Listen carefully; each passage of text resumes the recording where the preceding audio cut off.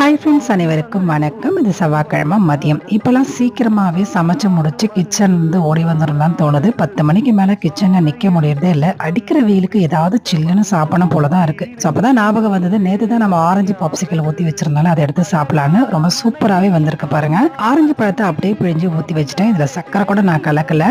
லைட்டாக கொஞ்சமாக அந்த புளிப்பு சுவையோட ரொம்ப சூப்பராகவே இருந்துச்சு.